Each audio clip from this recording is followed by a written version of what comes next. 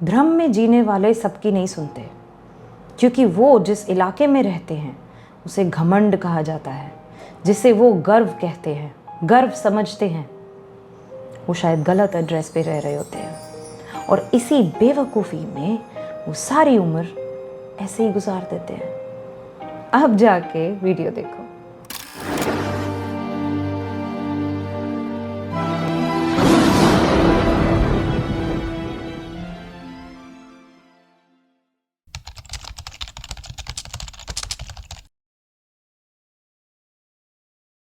जैसे जैसे शादी की तैयारियां चल रही थी, वैसे वैसे पगली की नींद का कोटा बढ़ता जा रहा था।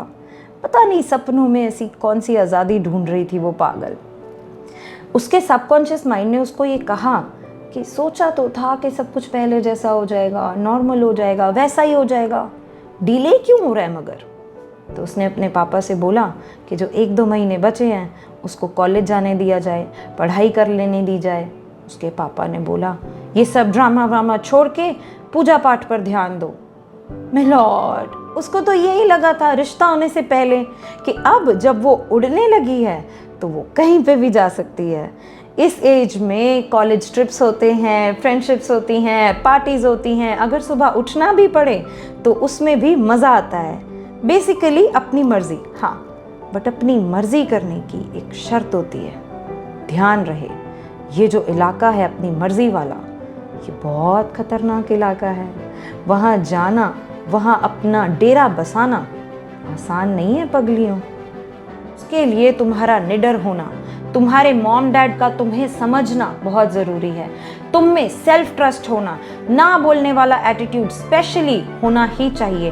तब जाके आप उस कांटों से भरे हुए इलाके में, तब जाके आप उन कुत्तों से भरा हुआ इलाका, अहंकार से भरा हुआ इलाका, जजमेंट से भरा हुआ इलाका, पेट्रियार्की से भरा हुआ इलाका, EDIL की गूंज से गूंज रहे इलाके में रह पाओगे और उन सबको हैंडल कर पाओगे। बट पगली की एज इन सब ट्रेड्स को सेल्फ डेवलप करने की थी और उसको लाइफ ने चांस ही नहीं दिया और धक्का मार दिया ऐसे इलाके में। अब क्योंकि पूजा पाठ का ज्ञान उसके पापा जी ने उसके पापा को दिया, क्योंकि उसके पापा जी खुद सुबह उठ के भजन करते थे ताकि शाम को शराब पी सके, जिनसे उनके कर्म कांड दोनों बैलेंस हो जाए। पगली के पापा ने ये ज्ञान आगे उसको पास कर दिया, शराब वाला नहीं। ये तो पगली ने अपने पापा को ये बात अपनी मॉम से कहते हुए सुन लिया था। ज्ञान किस चीज का? भजन, पूजा पाठ, घर के काम।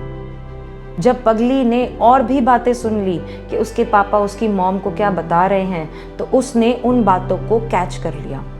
अब बच्चों का माइंड सेट ऐसे काम करता है कि वो ना अक्यूमुलेट कर लेते हैं उनके 5 सेंसेस के आसपास जो भी चलता है। उसने भी किया। उसने ये देखा कि कैसे उसकी मॉम की टेंशन दिन ब दिन बढ़ती जा रही है, क्योंकि लड़के वालों की फैमिली इतनी बड़ी थी, उन सब के लिए अलग अलग से सबकी पसंद के हिसाब से कपड़े, ज्वेलरी, गिफ्ट आइटम्स लेने पड़ रहे हैं। उसने ये सुना अपने पापा को उसकी मॉम से ये कहते हुए कि अभी बस 40 लोगों की including their families train tickets book हुई हैं, अभी 20 फैमिलीज और भी बाकी हैं, उन सब का बजट डिसाइड करना पड़ेगा। उसने वो स्मेल की, अपने शहर की मिट्टी की खुशबू बार बार अपने टेरेस पे जाकर हवा को स्मेल करती। उसके घर की टेरेस से एक मस्जिद दिखता था। शाम की नमाज, माइक से निकलती हुई दूर दूर तक पहुंचती हुई गूंजती हुई आवाज़, उस आवाज़ से पंछियों का रिएक्शन, एटमॉस्फेयर में फैलती हुई खुशबू, वो सब स्मेल करती थी वो। उसने वो टेस्ट किया, अपनी दादी के हाथों से बना हुआ उसका फेवरेट खाना, गुड़ वाला फुल्का, मक्खन रख के, चाहे भूख हो ना हो वो तब भी खाती। उसके शहर की जो जो स्पेशलिटीज़ थी वो हर दूसरे दिन अपने भाई को सिर्फ ये कहकर मना लेती कि मुझे अब ये सब दोबारा नहीं मिलेगा, इस तरीके से। तो उसका भाई भी उसको लेकर खिलाकर आ जाता। उसने वो टच महसूस करना शुरू कर दिया जो उसको उसकी मॉम की गोद में सर रख के मिलता था, ऐसे वैसे तरीके से नहीं, भूखे बच्चों की तरह। साथ साथ में उसकी सेंसेस ये भी सब नोटिस कर रही थी कि कैसे लड़के की मॉम इंस्ट्रक्शंस दे रही है पगली की मॉम को, जैसे कोई टीचर एग्जाम्स के लिए प्रिपेयर करवाता है।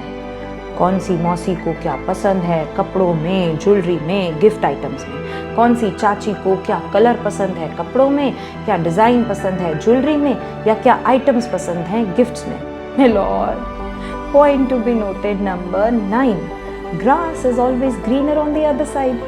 पगली की मॉम तक ने भी ये नहीं सोचा था कि इतना सब कुछ करना पड़ेगा। यहाँ तो बनती है दूसरी कहावत भी, अब पछताए होत क्या जब चिड़िया चुग गई खेत। तो ये सारा तमाशा पगली की 5 सेंसेस और बियॉन्ड दैट जो भी सेंसेस होती हैं वो सब नोटिस कर रही थी। ये तो हो गया तमाशा, अब बचा ड्रामा, जिसके बारे में हम नेक्स्ट एपिसोड में बात करेंगे। और वो एपिसोड लास्ट एपिसोड होगा जो मेरे दिल के बहुत करीब है। आपको भी मज़ा आएगा। आप सब्सक्राइब कर दो ताकि कहानी आगे जानने को मिल जाए और पता चल जाएगा कि मैं सच्ची बोल रही हूँ। Follow for more.